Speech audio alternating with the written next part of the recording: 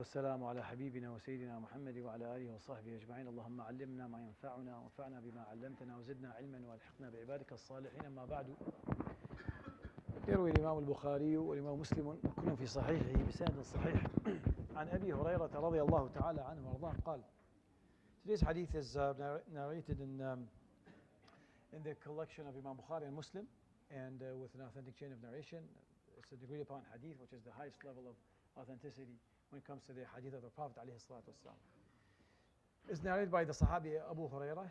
He says, أن رجلا أتى النبي صلى الله عليه وسلم يتقاضاه فأغلظ له فهم به أصحابه. See, the Prophet alayhi salatu wasalam had a certain lifestyle, which is it'll become clear when you read a lot of his ahadith, and especially when someone explains to you how the Prophet ﷺ was not a poor man. See, this is a misconception. He was a very rich man, actually. But he chose the life of poverty. He's poor by choice, not by his lifestyle. He himself, ﷺ, he lived very, very minimally. He really didn't acquire any material possessions. His sunnah, what he taught his Sahaba, the companions, is to always take the means to actually live a better life. Don't try to be like him, basically, if you're not strong enough to be similar to or to follow in his footsteps. So what he used to do, he used to gather funds and food for a year up front to teach the Sahaba, the companions, this is what you have to do. Right? And then they would do like him. But then he would donate everything the next week. It was life he chose. Because there's no shame in having wealth. Sayyidina Dawood was wealthy, was Sayyidina Sulaiman. A lot of the prophets were very wealthy. They're kings, actually, if you think. Sayyidina Yusuf owned Egypt, right? But the Prophet ﷺ chose a different lifestyle because it's more humble, relate to those who are in need. So he would, this is introduction, a preface to this hadith. He would borrow things, and he would borrow from strangers. He would not borrow, because if you think about it, he hid this lifestyle from his closest companions. Because if you think about it, his son-in-law, Sayyidina Uthman, was one of the richest men. Sayyidina Abdurrahman bin Auf was the richest man probably alive so far. All of them were rich. They were merchants, and they make money. But he would borrow from someone, not even Muslim, or from someone outside Medina. He would hide this because he doesn't want to be a burden upon other people. So in this hadith, it doesn't say it, but it starts with that. The Prophet ﷺ had, before this hadith, borrowed, taken a loan from someone, and what he took is a small camel, a small camel, just a newly born camel. He borrowed it. So Abu Hurairah says that this man came to the Prophet ﷺ. He's from outside Medina. He was not really sure, like he hasn't really learned all the etiquettes and how to talk to the Prophet ﷺ. And he came yataqadah, demanding the repayment. فأغلظ. So he wasn't very appropriate with the Prophet. He was a little bit, a little bit غير لائق. He wasn't really, he didn't really use the proper language. Those who lived in Medina, they knew how to talk to the Prophet ﷺ. Those who lived outside and they were not really in contact with him all the time, they would call him by his personal name, and that's not the adab. That's not the etiquette. It's not even polite. It's probably almost borderline haram to do that, right? You have to respect him and use his title, Ya Rasulullah, Ya Nabi Allah, etc. فَهَمَّ بِهِ أَصْحَابُهُ. So the companions were upset. They almost wanted to stop him and maybe even attack him. Then the Prophet ﷺ قال دعوه فقال رسول الله صلى الله عليه وسلم دعوه فإن لصاحب الحق مقالا. Leave him, because he's a man who's demanding his own right, and he's entitled to actually make his case and say something. I don't know what he wants to say, right? Maybe I'm late, and maybe he has the right to actually. He's trying to teach them a lesson that even with him, if someone has a right, they're entitled to do that. ثم قال أعطوه السنة مثل سنه. And then he said, okay, no problem. find him. He spoke with usually Sayyidina Bilal, or there's a number of Sahaba who actually took care of his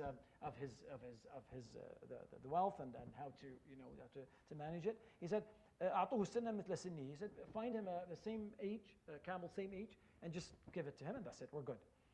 فقالوا لا نجد إلا أمثل من سنه. We couldn't find anything that's similar. We found something that's older, which is better in this case, because it's an older camel is better.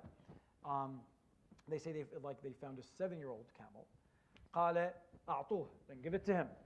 فإن من خيركم أحسنكم قضاء. That the best of you, those who have the best attributes, are those who pay up their loans and pay up their amanat with the best character, with the best way possible. So this hadith is beautiful on many different levels. But I just want to also reiterate the idea that I think, and this is self-criticism, that we miss a lot, which is the concept of ihsan, the concept of excellence, concept of going the extra mile and putting where haqq is supposed to be. So the Prophet, so imagine this. The Prophet probably wasn't late for repayment. I guarantee you that. He wasn't. This man shows up in front of he didn't even do it in discretion. In front of his even if someone owes you money, you're not going to talk to him in front of all his congregation. You're probably going to take him aside and say, by the way, you're late and all that. He didn't. He spoke in front of everyone. فَأَغْلَظَ. He was a little bit harsh. We don't know what he said, but he wasn't appropriate. It wasn't the right way to do it. And the Sahaba immediately recognized that. But the Prophet ﷺ took that and he dealt with it with excellence, with ihsan. He went the extra mile, the extra 10 miles. And he said, okay, no problem. Number one, he didn't take offense, because he wants to teach the Sahaba that this is how you act. If someone's you don't take offense. You don't know, because you're you're probably at fault. He said, pay him back. But then they couldn't find what he said, pay him back even better. And then he gave them. He said that the best of you is when they pay back better. Now, one might say, well, isn't that riba? Isn't that no, it's not, because that was not a condition. So if I lend you $100, and then when I pay you back, I say, here's 100 and here's 10 for your troubles, it's not riba, because you didn't put that condition. I'm just giving you because I'm trying to reward you for the help that you've given me. And the Prophet ﷺ used to do that all the time. All the time. If you do him a favor, he will never forget it. And he will keep rewarding you all the time, all the time. Always remember it. Always remember that these favors. So this is the level of ihsan. And I like to believe if we had 10% of that, maybe even, dare I say, 5% of it, will be in a better shape. We don't deal with each other this way, unfortunately. We don't. We're very, when it comes to my right, I want it. I want it now in full. Or I'm taking you to places, right? That's how we deal with each other. We're attached to material things. We are.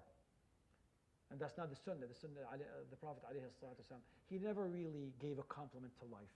Like this, let me take that back. He didn't really, this hereafter, this life, hayat al-dunya, he cherished living because he considered it as a blessing from Allah subhanahu wa ta'ala to do good. But this life, to him, it was only a stop in his journey to akhirah. This is how he dealt with it. This is how imagine yourself on a bus. How much possessions? You're going from London to Toronto. You're on your way. You're not going to build anything on this bus, are you? You're not going to. You're on a bus. You're on a journey. That's how the Prophet ﷺ saw life. That's why everything in his eyes didn't have really a lot of value, and he would do that again and again. The Sahaba would come and say, do you like this thousands, herd of thousands of sheep? Do you like it? Oh, well, take it, it's yours. People didn't really fathom that. They were like, really? I take it, it's all mine? So the Prophet ﷺ dealt with it, with things that way. And this is the ihsan, the excellence. I hope this was a benefit. يروي الإمام البخاري ومسلم كلهم في صحيح بسند صحيح عن أبي هريرة رضي الله تعالى عنه وارضاه قال أن رجلا أتى النبي صلى الله عليه وسلم تقاضاه فأغلظ له فهم به أصحابه فقال دعوه فإن لصاحب الحق مقالا، ثم قال أعطوه سنا مثل سنه، فقالوا يا رسول الله لا نجد إلا أمثل من سنه، فقال أعطوه فإن من خيركم أحسنكم قضاء. صدق رسول الله صلى الله عليه وسلم. سبحانك اللهم بحمدك لا إله إلا أنت أستغفرك وأتوب إليك. السلام عليكم.